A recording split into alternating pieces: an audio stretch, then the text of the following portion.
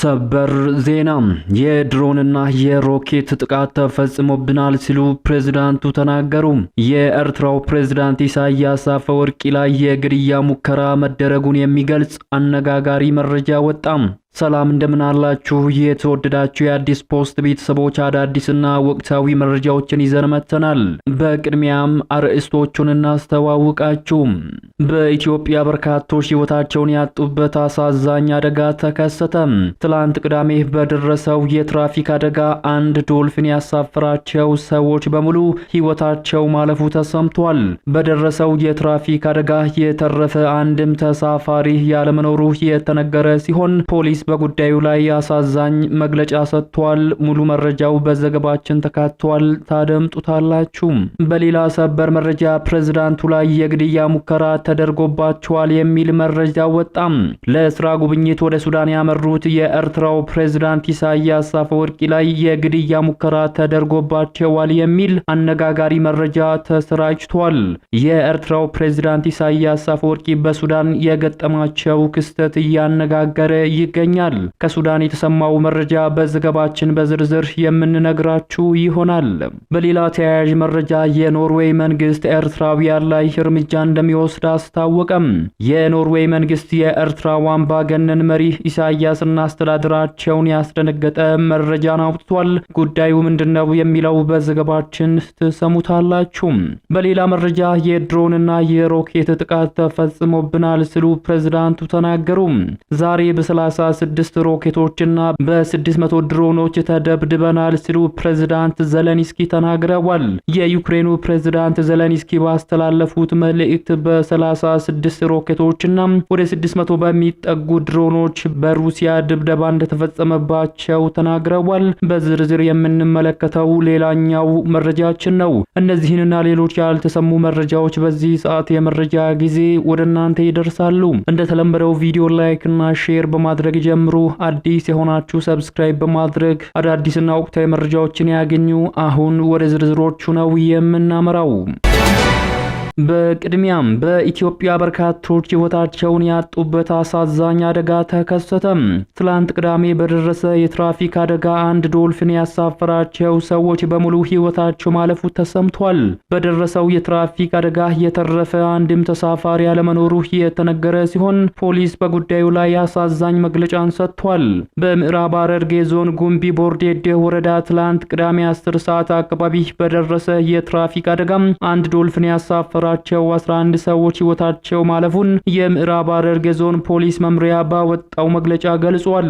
የምዕራብ ሐረርጌ ዞን ፖሊስ ዋና መምሪያ የትራፊክ ደህንነትና ቁጥጥር አስተባባሪ ምክትል ኢንስፔክተር ዳኙ ሶሪ እንደተናገሩት ትላንት ዳር 20 ቀን 2018 መነሻውን ከሚኢሶ ከተማ ያደረገ የዶልፊን የህዝብ ማመላለሻ ተሽከርካሪ 9 ተሳፋሪዎችን አሳፍሮ ወደ አዋሽ ከተማ ሲጓዝ ነበር።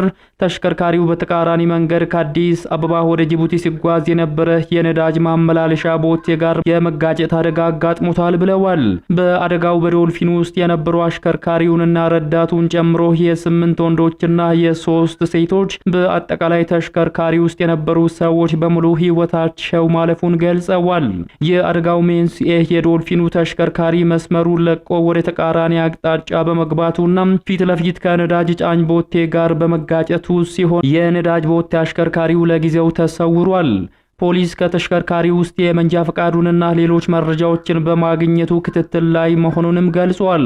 የሟቾች አስክሬን ለምርመራ ወደ ሆስፒታል የተላከ ሲሆን በአንድ አደጋ ሙሉ ተሳፋሪ ሕይወቱ ያለፈበት አጋጣሚ ከዚህ ቀደም የተመዘገበ ያለመኖሩን ኢንስፔክተር ዳኝ ጨምሮ ተናግረዋል።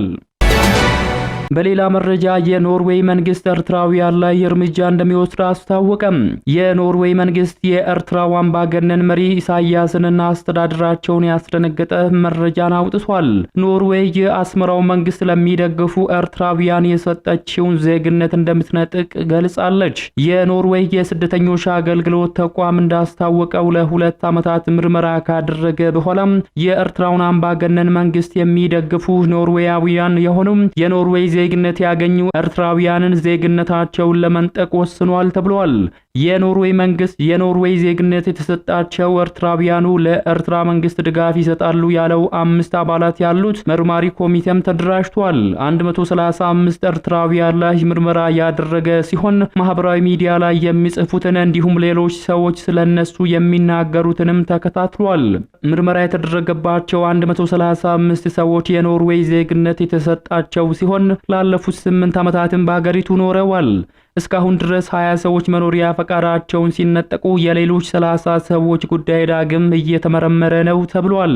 በአጠቃላይ ምን ያህል ሰዎች ዜግነታቸውን እንደሚነጠቁ ግልጽ የተደረገ መረጃ ባይኖርም በኖርዌይ ህገ መንግስት መሰረት በሀገሪቱ ጥገኝነት የጠየቁ ሰዎች የሚሰጣቸው የመኖሪያ ፈቃድ ወይንም ዜግነት ሊነጠቅ ይችላል ሲል ቢቢሲ ዘግቧል። የመኖሪያ ፈቃድ ወይንም ዜግነት የተሰጣቸው ስደተኞች አንዳች ስህተት ከተገኘባቸው ውሳኔው ሊቀለበስ እንደሚችል ህጉ እንደሚደነግግም ተመላክቷል። የኖርዌይ መንግስት የትውልድ ኤርትራውያኑን የመኖሪያ ፈቃድ ወይንም ዜግነት ሲነጥቅ ያሁኑ ለመጀመሪያ ጊዜ ነው። ኤርትራውያኑ በትውልድ ሀገራቸው ሳሉ ለግዳጅ ውትድርና፣ ለእስራት፣ ለብዝበዛና ለስቃይ እንደሚጋለጡ በመጥቀስ በኖርዌይ ጥገኝነት ከጠየቁ በኋላ ለኤርትራ መንግስት ድጋፍ እንደሚሰጡም ተገልጿል። በሌላኛው ሰበር መረጃችን ፕሬዝዳንቱ ላይ የግድያ ሙከራ ተደርጎባቸዋል የሚል አነጋጋሪ መረጃ ወጣም። ለስራ ጉብኝት ወደ ሱዳን ያመሩት የኤርትራው ፕሬዝዳንት ኢሳያስ አፈወርቂ ላይ የግድያ ሙከራ ተደርጎባቸዋል የሚል አነጋጋሪ መረጃ ተሰራጭቶ መመልከትም ተችሏል። የኤርትራው ፕሬዝዳንት ኢሳያስ አፈወርቂ በሱዳን ከግድያ ሙከራ ተርፈዋል፣ ጥቃቱም የተፈጸመው በተቃዋሚዎች ሊሆን ይችላል የሚሉ መረጃዎች በበርካታ የማህበራዊ ሚዲያ ትስስር ገጾች ሰለቆ መመልከትም ተችሏል። የኤርትራው ፕሬዝዳንት ኢሳያስ አፈወርቂ ትላንት ቅዳሜ ህዳር 20 ቀን 2018 ወደ ፖርት ሱዳን ማቅናታቸው ይታወሳል። ፕሬዝዳንቱ በሱዳን ተፈጽሞባቸዋል ስለተባለው ጥቃት ሚዲያችን አዲስ ፖስት መረጃዎችን ለማጣራትም ሞክሯል። የሱዳን ሉዓላዊ ምክር ቤት ፕሬዝዳንት ጄኔራል አብዱል ፈታህ አልቡርሃን ባደረጉት ግብዣ ፕሬዝዳንት ኢሳያስ አፈወርቂ ፖርት ሱዳን እንደገቡ የተነገረ ሲሆን ፕሬዝዳንት ኢሳያስ ከሱዳን ጋር በተለያዩ ደረጃዎች የሁለትዮሽ ግንኙነቷን የበለጠ ለማሳደግ በጋራ ለመስራት ለመነጋገር እንደገቡም ተነግሯል። የሱዳኑ ወታደራዊ መሪ አልቡርሃን ከጀነራል አምዳን ዳጋሎ ጋር ጦርነት ውስጥ መሆናቸውን ተከትሎ ኤርትራ ለአልቡርሃን ወታደር በማሰልጠን እንዲሁም የሱዳንን አየር ኃይል ተቀብሎ በማስተናገድ ድጋፍ እያደረገች መሆኑን በጀነራል አምዳን ዳጋሎ የሚመራው የሱዳን ፈጥኖ ድራሽ ጦር ያስታወቀ ሲሆን ኤርትራ ላይ እርምጃ እንደሚወስድ በተደጋጋሚ ማስጠንቀቂያ ማውጣቱ የሚታወስ ነው። ፕሬዝዳንት ኢሳያስ በሱዳን ጉብኝት እያደረጉ በሚገኙበት ወቅት በፈጥኖ ደራሽ ኃይሎች ጥቃት ተሰንዝሯል የሚለው መረጃን መመልከትም ተችሏል። ፕሬዝዳንቱን ያጀቡ መኪኖች ከቤተ መንግስት እንደወጡ ብዙም ሳይቆይ ኃይለኛ ፌንጅ በቅርብ ርቀት ላይ ከፈነዳ በኋላ ከፕሬዝዳንቱ አጃቢዎች መኪኖች አንደኛው በጣም የተጎዳ ሲሆን በርካታ የፕሬዝዳንቱ አጃቢዎች መቁሰላቸው የሱዳኑን ሚዲያ ሱዳን ትሪቡንን ዋቢ በማድረግ በርካታ ዘገባዎች ወጥቷል። ይሁን እንጂ ባደረግነው የማጣራት ስራ መረጃው የተሳሳተ ሆኖ አግኝተነዋል።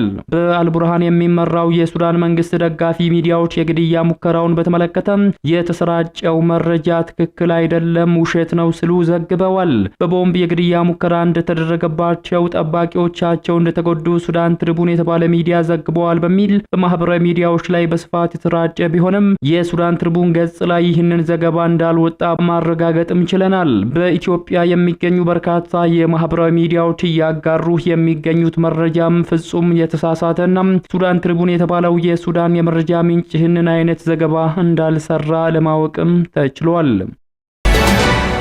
በመጨረሻም የድሮንና የሮኬት ጥቃት ተፈጽሞብናል ሲሉ ፕሬዝዳንቱ ተናገሩ።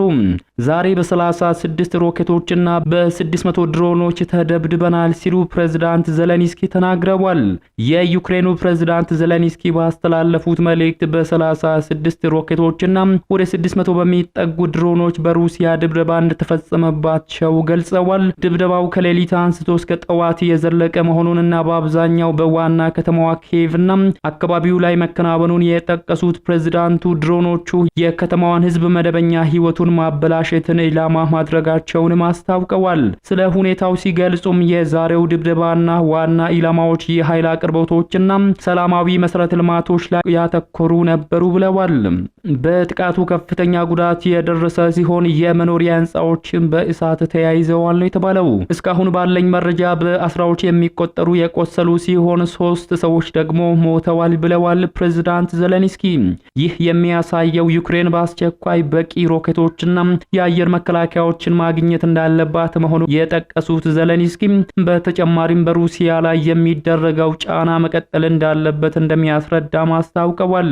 ፕሬዝዳንቱ ሲቀጥሉ ሞስኮ የድሮንና የሮኬት ድብደባዋን የማታቆም ከሆነ አውሮፓውያኑ በያዙት የሩሲያ ሀብት ላይ ውሳኔ ማሳለፍ ይገባቸዋል በማለትም አሳስበዋል። የተወደዳችሁ የሚዲያችን ቤተሰቦች ለሰዓቱ ያዘጋጀንላችሁ መረጃዎች የተከታተላችሁትን ይመስሉ ነበር። ከሰዓታት በኋላ በሌሎች አዳዲስ መረጃዎች ዳግም እስከምንገናኝ በያላችሁበት መልካሙን ሁሉ ተመኘን።